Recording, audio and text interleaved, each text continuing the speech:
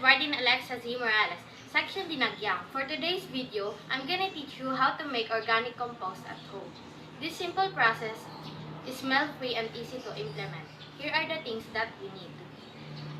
We need a container.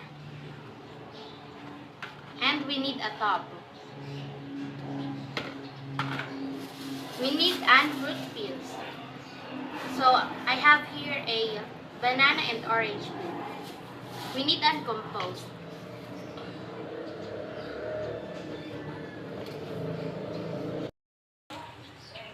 Drill some holes in the container so as to let some air in easily. We need tub or tray to collect the drained water. We need banana and orange peel to prepare the ingredient. And also, we need a compost. In order to help compost break down faster, we need to shred the banana peel and orange peel. This will speed up the time it takes to make compost. Here are the things that we need to do. Put the compost in the container.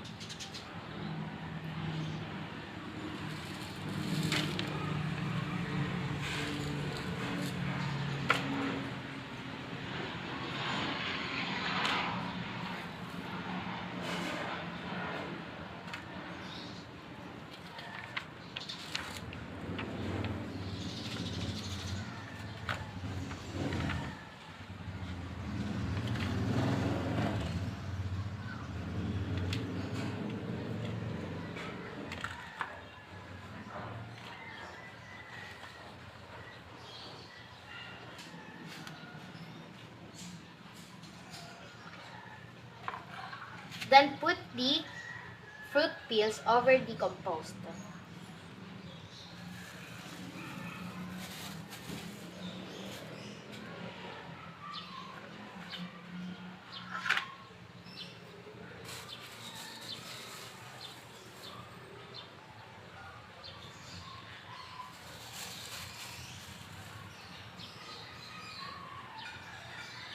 Press the mixture with your hand to compress it.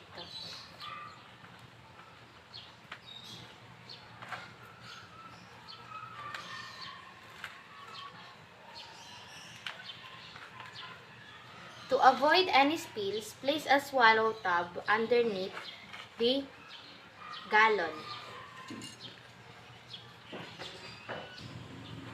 Then cover the fruit peel with a soil.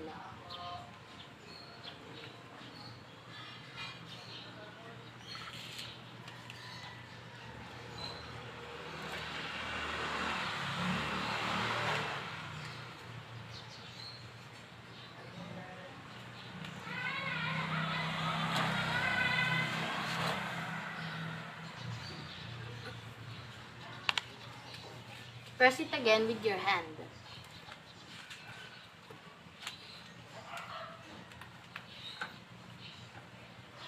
Water the mixture.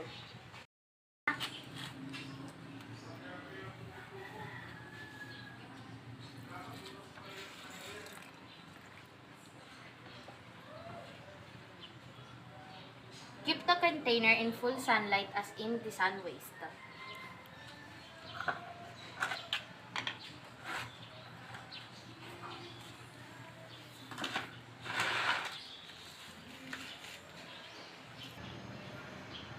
Use the collected drained water as it contains useful bacteria and essential nutrients.